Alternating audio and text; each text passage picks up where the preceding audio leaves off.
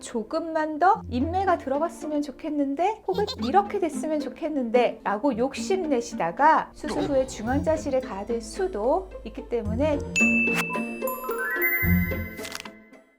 안녕하세요, 성형외과 전문의 닥터 줄리쌤입니다. 오늘은 퀴즈를 내볼게요. 여러분, 사각턱이 고민이시라면 양악수술을 받으셔야 될까요? 윤곽수술을 받으셔야 될까요? 3, 2, 1. 혹시 답을 결정하기 어려우신가요? 그렇다면 양악수술과 윤곽수술 중 나에게 필요한 수술 혹은 나에게 알맞은 수술은 무엇인지 저와 함께 알아보시죠.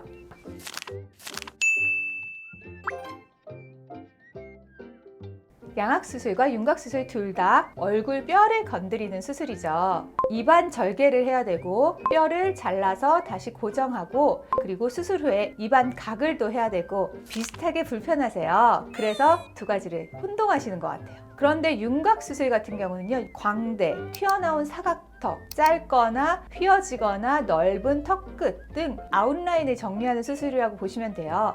양악수술은 교합을 맞추기 위한 수술이에요. 즉, 치아 맞물림이 좋지 않은 경우 혹은 턱관절이 좋지 않은 경우에 이를 교정하는 것이 첫 번째 목적이고, 여기에 뒤따라서 얼굴의 비대칭이 교정되게 되는 것이고, 혹은 돌출입이나 주걱턱, 무턱 등이 교정되게 되는 거죠. 아무래도 윤곽수술이 조금 더 빨리 끝나기도 하고 또 안전하다면 양악수술은 경우에 따라서 조금 더 위험한 수술일 수 있습니다. 왜냐? 양악수술 같은 경우에는 교합이 좋지 않은 사람들의 턱관절 위치를 앞이나 뒤로 움직이는 과정에서 숨쉬는 구멍 쪽에 넓이가 좁은 분들 혹은 좁아지게 하는 경우가 있을 수 있기 때문에, 이런 경우 수술 후에 기도 유지에 좀 문제가 생길 수 있어서 조금 더 주의가 필요한 수술이라고 생각하시면 되겠습니다. 하지만 교합이 안 좋다거나 턱관절이 안 좋으신 분은 오랜 세월 이렇게 안 좋은 상태를 유지하고 살아가셨을 때 이후에 안 좋은 부작용들을 생각하신다면 꼭 필요하고 반드시 하셔야 되는 수술이시기도 하죠. 윤곽수술 같은 경우에는 예를 들어서 광대가 혹은 사각턱이 도드라지게 튀어나와 있다, 턱끝이 너무 짧다, 길다, 넓다 라는 경우에는 윤곽수술이 도움이 될 수 있습니다.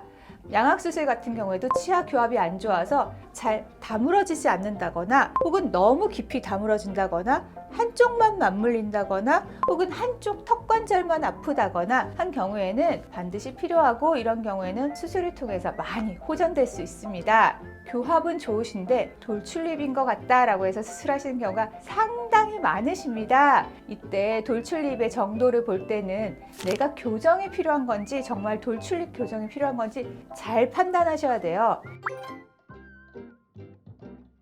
양악수술과 윤곽수술을 같이 해야 하는지 따로 해야 되는지, 이것은 수술 전 계획에서 결정이 돼야 되는 부분입니다. 뼈 주변, 특히 입 안쪽으로는 연부 조직에 해당하는 점막과 골막이 굉장히 얇고 조직이 부족해서 수술 이후에 흉살도 많이 생기고, 수술 한 번 하고 나면 잘 늘어나지 않아서 재수술을 하기가 굉장히 까다로워요. 그렇기 때문에 이왕이면 첫 번째 수술에서 필요한 수술을 다 끝낼 수 있으면 가장 좋겠죠.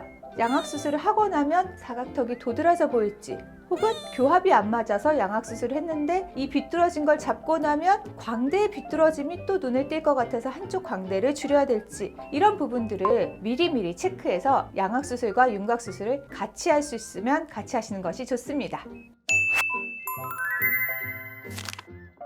오늘은 양악수술과 윤곽수술 차이점에 대해서 알아보았습니다. 다음에도 더욱 반짝이는 성형 이야기로 찾아뵐게요. 안녕!